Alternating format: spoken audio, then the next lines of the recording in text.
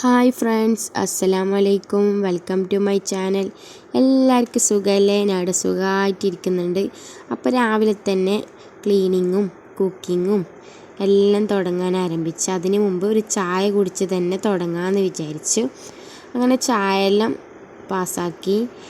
അപ്പോൾ ഇന്നത്തെ ബ്രേക്ക്ഫാസ്റ്റ് എന്ന് പറയുന്നത് ചപ്പാത്തിയാണ് കേട്ടോ. അപ്പോൾ ഞാൻ അതിന് വേണ്ട മാവും കാര്യങ്ങളെല്ലാം ഞാൻ ഒന്ന് കുഴച്ചെടുക്കുന്നുണ്ട്.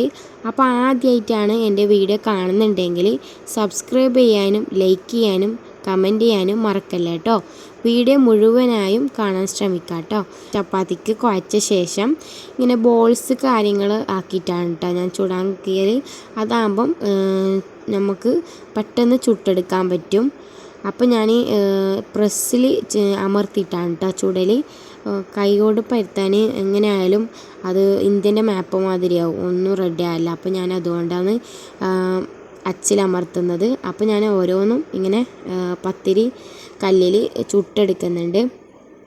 അപ്പോൾ രാവിലെ തന്നെ ചപ്പാത്തി തിന്നാൽ പൂതിയാണ്. അതുപോലെ തന്നെ കുറേ ആയി ചപ്പാത്തി ഉണ്ടാക്കിയിട്ട്. അപ്പോൾ ഇന്നത്തെ ബ്രേക്ക്ഫാസ്റ്റ് ചപ്പാത്തി ആക്കാമെന്ന് വിചാരിച്ചു. പിന്നെ ചെറിയൊരു ലൈറ്റിൻ്റെ പ്രശ്നമുണ്ട് കേട്ടോ. കറണ്ട് പോയിട്ടുണ്ടായിനി, അതുകൊണ്ട് തന്നെ ചെറിയൊരു പ്രശ്നമുണ്ടായിനി. അപ്പോൾ ഞാൻ ചോറ് റെഡിയാക്കിയിട്ടാണ്. ചോറ് ഇന്ന് അടുപ്പിലാണ് കേട്ടോ ഉണ്ടാക്കിയത്.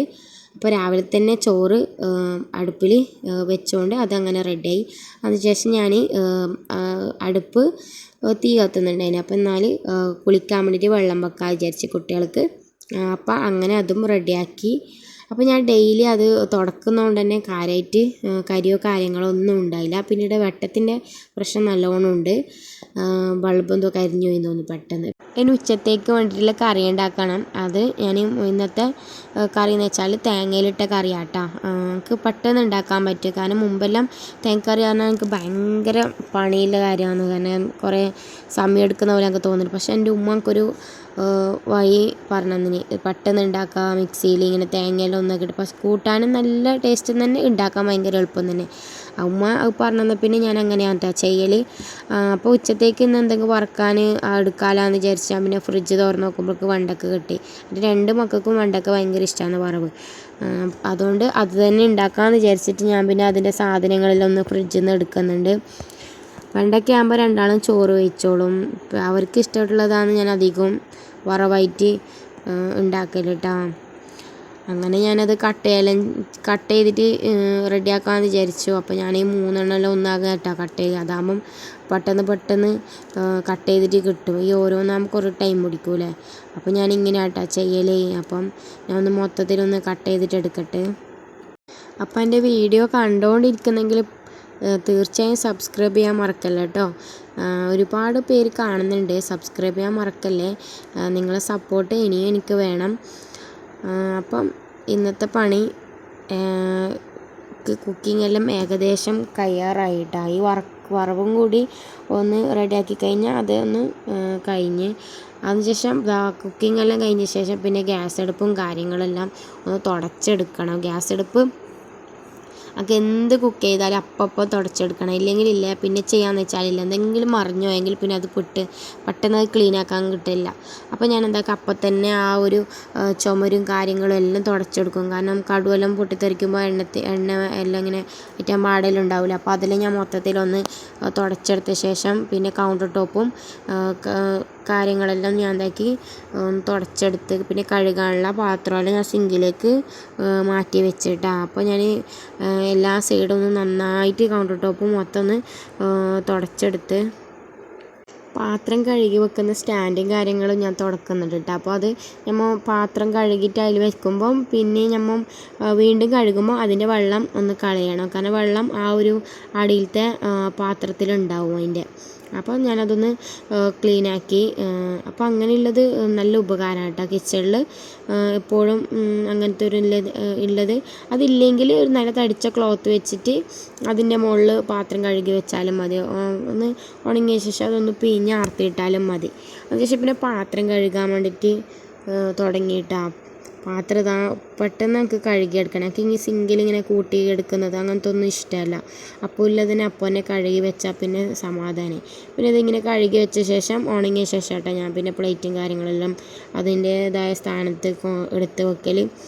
അപ്പോൾ ഏകദേശം എൻ്റെ കിച്ചണിൻ്റെ പരിപാടിയെല്ലാം കഴിഞ്ഞതാണ്. കിച്ചൺ അങ്ങനെ ക്ലീനാക്കി ഞാൻ റെഡിയാക്കി വെച്ചു കേട്ടോ. അതിന് ശേഷം പിന്നെ ഞങ്ങൾക്ക് റൂമും കാര്യങ്ങളും ഹോള് എല്ലാം വൃത്തിയാക്കാൻ വേണ്ടി പോകണം. ആദ്യം തന്നെ ഞാൻ പിന്നെ റൂമിലേക്ക് പോയി ബെഡ്ഷീറ്റും കാര്യങ്ങളെല്ലാം ഒന്ന് തട്ടിപ്പിരിയണം. അങ്ങനെ തട്ടിയിട്ട് ഞാൻ നേരെയാക്കിയിട്ട് പിരിച്ചിട്ടാണ്.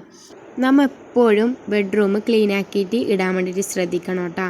കാരണം എത്ര നമ്മൾ ജോലി ചെയ്ത് ക്ഷീണിച്ചിട്ട് വരുമ്പം ആ ബെഡ്റൂം ഒന്ന് നല്ല വൃത്തിയിലുണ്ടായാൽ തന്നെ നമുക്ക് പകുതി ആശ്വാസമാവും.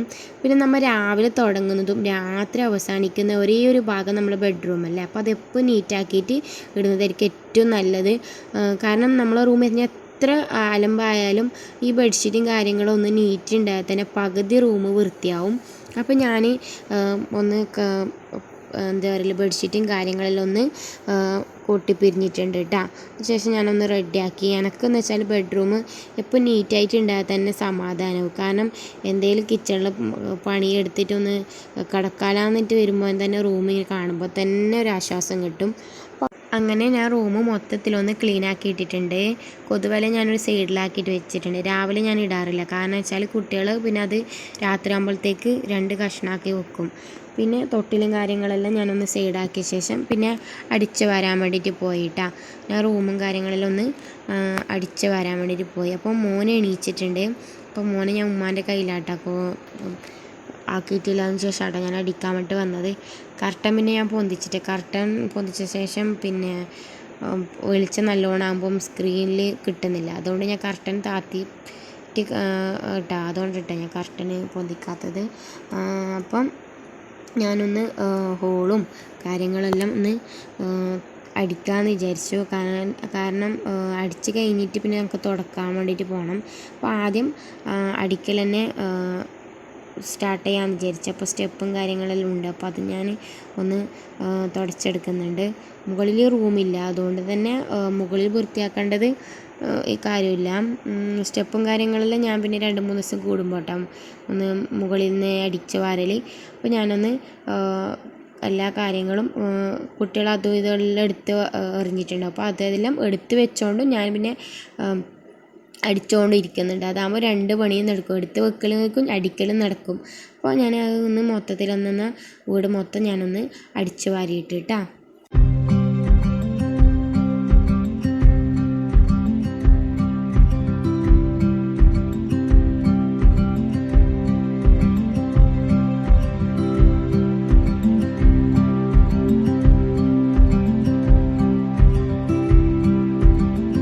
അങ്ങനെ അടിക്കലെല്ലാം കഴിഞ്ഞിട്ട് പിന്നെ ഞാൻ വാഷ് ബേസ് തുടക്കാൻ വേണ്ടിയിട്ട് വന്നിട്ടാ. എപ്പോഴും ഇതിങ്ങനെ തുടച്ച് വെച്ചാൽ തന്നെ നമുക്കൊരു സമാധാനമായിരിക്കും. ഇപ്പം പെട്ടെന്ന് ഒരാൾ വീട്ടിൽ വന്നാൽ കാണുന്നത് ഒരു ഏരിയ തന്നെയല്ല വാഷ് ബേസ്. നമ്മൾ ഹോളിൽ പെട്ടെന്ന് കാണുന്ന ഒരു ഏരിയ തന്നെയല്ല വാഷ് ബേസ്. അപ്പം അതെപ്പോഴും ക്ലീനായിട്ട് ഇട്ടാൽ തന്നെ നമുക്കൊരു സമാധാനമായി. എന്തായാലും നമ്മൊരു ചായ കൊടുത്താലോ അല്ലെങ്കിൽ അവർ കൈ കഴുകുമോ അവർ വന്നാലും അപ്പോൾ നമ്മളിത് വൃത്തിയായിട്ട് കാണുമ്പോൾ അതൊരു മോശമല്ലേ. അപ്പം ഡെയിലി നമ്മൾ ഒന്ന് ജസ്റ്റ് ഒന്ന് തുടച്ചിട്ടാൽ തന്നെ നമുക്ക് പിന്നെ അത് ഡീപ്പായിട്ട് ക്ലീൻ ചെയ്യേണ്ട ആവശ്യം വരില്ല കേട്ടോ. അതിനുശേഷം അതിൻ്റെ മുകളിലെ മിററും കാര്യങ്ങളെല്ലാം ഞാനൊന്ന് സ്പ്രേ ചെയ്തിട്ട് തുടച്ചെടുത്തിട്ടാണ്. നമ്മളത് 2 ദിവസം കൂടുമെങ്കിലും അത് വൃത്തിയാക്കാൻ വേണ്ടി ശ്രമിക്കുക. അല്ലെങ്കിൽ എന്തായാലും പൊടിയുണ്ടാവും. നമ്മൾ ജസ്റ്റ് ഒന്ന് കൈനോട് തൊട്ട് നോക്കിയാൽ തന്നെ അറിയാം അതിൽ പൊടിയുണ്ടാവും. അപ്പോൾ അതൊന്ന് 2 ദിവസം കൂടുമ്പം ഒന്ന് ക്ലീൻ ചെയ്യാൻ വേണ്ടിയിട്ട് ശ്രദ്ധിക്കണം കേട്ടോ.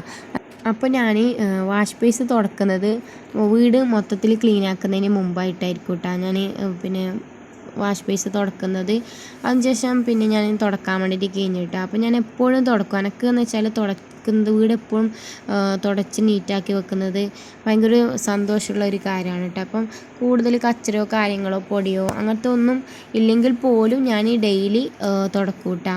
തുടച്ചിലാക്കൊരു ഇഷ്ടം ഉണ്ടാവില്ലേ, നമുക്കിത് ചെയ്താൽ നല്ലൊരു സമാധാനം കിട്ടും, സന്തോഷം കിട്ടും. അപ്പോൾ എനിക്ക് അതിലൊന്നാണ് കേട്ടോ വീട് എപ്പോഴും ഇങ്ങനെ തുടച്ച് നീറ്റാക്കി വെക്കൽ.